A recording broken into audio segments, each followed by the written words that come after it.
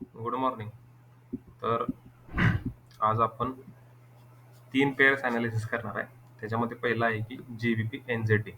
जर GBP NZD आपण 6 month time फ्रेमवर बघितलं तर मार्केटचं स्ट्रक्चर बेरिश आहे.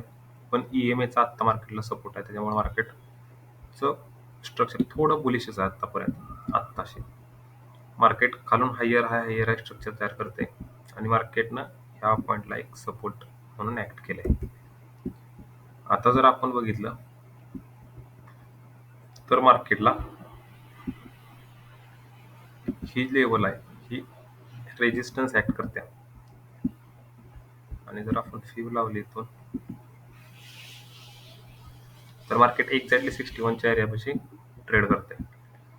तर इथून एक चान्सेस आहेत की मार्केट थोडं खाली होऊ शकते 3 मंथ टाइम फ्रेम मध्ये. जर आपण मंथली मध्ये बघितलं तर मार्केट हायर हाय क्रिएट वर करत वर निघाले प्लस विथ EMA पण सपोर्ट घेते. जर आता आपण वीकली टाइम फ्रेमवर बघितलं तर मार्केट एक्झॅक्टली आता 61% मध्ये आणि EMAचा पण सपोर्ट आहे.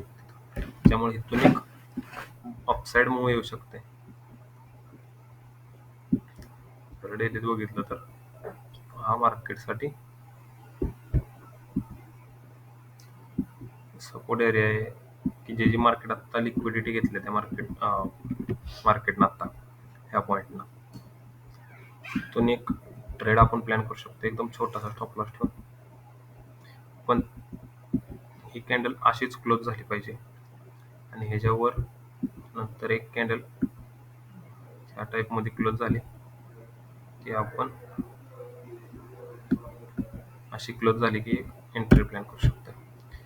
तरी जर आपण रिस्क की ट्रेडर असाल तर इथे एक एंट्री प्लॅन करू शकतो एकदम छोटासा स्टॉप लॉस ह्याच्या खाली राहील. फर्स्ट टार्गेट आपले हीच राहील आणि सेकंड टार्गेट इथं राहील. म्हणजे मिनिमम जर बघायला गेलं तर 100 विप्सचा स्टॉप लॉस आहे आणि 600 1:6 ट्रेड आहे. 4 आवर मध्ये पण सेम स्ट्रक्चर म्हटलंय. इथं पण इथने बिअरिश होती तो ब्रेक करते. त्याच्यानंतर डोजी जर बनली तर इथनं एक अपसाइड मूव्ह येऊ शकते. हिरो NZD आता बघूया आपण. जर 3 मंथ मध्ये आपण बघितले हिरो NZD तर एका रेजिस्टन्स पॉईंट पाशी मार्केट आता ऍक्ट करते.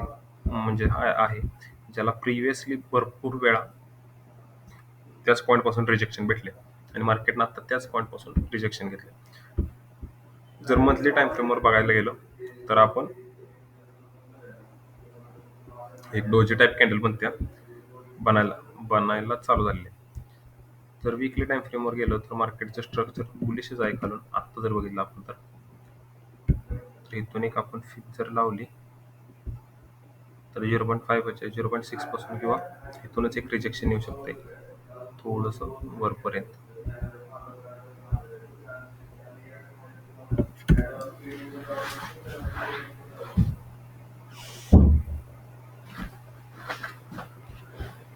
जर आपण डेलीत बघितलं तर मार्केट लोवर लो स्ट्रक्चर बनवायला लागले. म्हणजे रिव्हर्सल पॅटर्न बनवायला लागले मार्केट. जर या रेजिस्टन्सला आपण बघितलं तर हा हाय, हा एक दिस कंपॅरिझन लो आणि हा लो. इथून एक फॉल येऊ शकतोय. तर आपण 4 आवर मध्ये आता जर गेलो तर 4 आवर मध्ये फॉलचं स्ट्रक्चर दिसतंय. पण बघूयात जर खाली सेटअप बनला तर एक ट्रेड भेटू शकते किंवा इथून एक अपसाइड पण मूव्ह येऊ शकते अशी. बघूया काय होतं.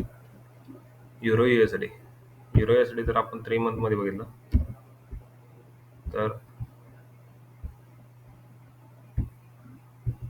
3 मंथ मध्ये बघितलं तर मार्केट आता एक्झॅक्टली आपली अनवॉन्टेड पासून सपोर्ट घेऊन मार्केटनं वर गेले. म्हणजे मार्केट इथं जी लोअर लो क्रिएट करत होता,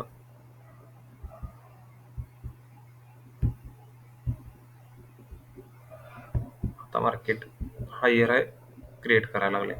फक्त हा EMA त्याला थोडासा त्रास देतोय, म्हणजे ब्रेक करून देण्यात आला. 1 आवर मध्ये जर 1 मंथ मध्ये आपण बघितलं तर मार्केटने ह्या रेंजचा ब्रेकआउट दिलाय, जो की खूप इम्पॉर्टंट होती रेंज. त्याचा ब्रेकआउट दिलाय. आता फक्त कॅन्डल क्लोजिंग आपल्याला तिथे भेटली तर एक आपण प्लॅन करू शकतो, पण ही जो फॉल आहे ह्याला आपण इग्नोर नाही करू शकत. या झोनमध्ये फिगच्या झोनमध्ये 61च्या वर जर क्लोजिंग दिली तर एक चांगली अपमूव बघा आपल्याला भेटू शकते. जर वीकली टाइम फ्रेमवर बघितलं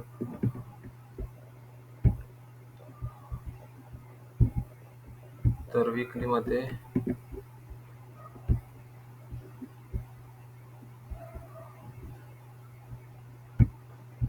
ट्रेंड लाईनला ब्रेकआउट रिटेस्ट करून मुवमेंट दिले. बघूया कसं काय स्ट्रक्चर तयार होत आहे वीकली मध्ये. असं पण एक बघूया आपण कसं काय तयार होत आहे. थँक्यू.